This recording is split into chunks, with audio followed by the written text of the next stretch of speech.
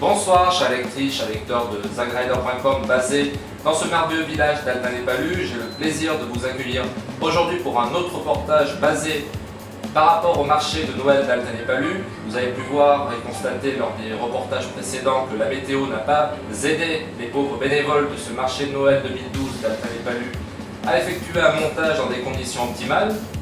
Néanmoins, aujourd'hui, j'ai plutôt vous parler de la périphérie du marché de Noël d'Altin-les-Palus et des acteurs périphériques, par définition, qui contribuent à rendre ce merveilleux événement sensationnel. Je me retrouve aujourd'hui dans la pizzeria d'Altin-les-Palus, chez Pizzalino, tenue par Valérie, et je lui ai posé quelques questions. Valérie, je te souhaite déjà bonjour et bienvenue sur zagrider.com. Bonjour à toi. Pour commencer, une chose très simple, à quelle heure tu ouvres pour ce marché de Noël? Est-ce que tu es ouvert pendant toute la durée de l'événement? Alors j'ai prévu de faire une ouverture en continu le samedi et le dimanche, ouverture normale le vendredi puisque c'est nous qui allons préparer les plaques de pizza pour l'inauguration du marché de Noël, donc je serai là dans l'après-midi.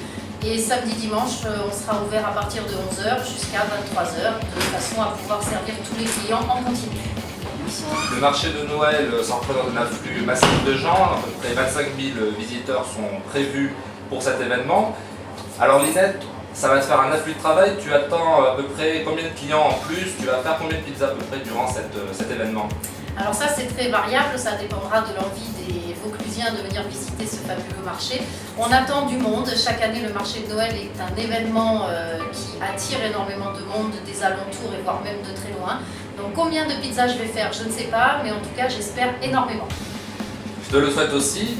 En tant que commerçante et actrice de la vie locale du village d'Altin-les-Palus, que représente le marché de Noël d'Altin-les-Palus qui déjà a dépassé sa 10e édition pour toi? Je te laisse 30 secondes, je prends une commande. D'accord, c'est du direct, vous voyez. Pizzalino Valérie, bonsoir. De retour avec Valérie, comme vous comprenez, elle travaille actuellement et avec ce temps froid, les gens sont friands de pizza. Donc Valérie, une autre question, nous allons les égrener. En tant que commerçante du village et donc contribuant activement à la vie locale d'Altin-les-Palus, que représente pour toi le marché de Noël d'Altin-les-Palus qui déjà a dépassé sa 10e édition?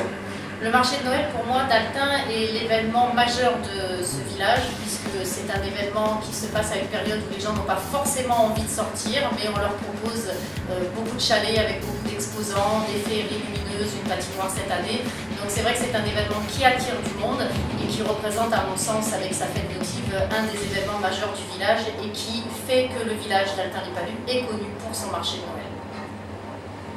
Et que représente le marché de Noël à tes yeux en tant que, on va dire, tout le monde a une âme d'enfant en soi-même, bien que tu sois professionnel, tu dois certainement avoir encore cette étincelle.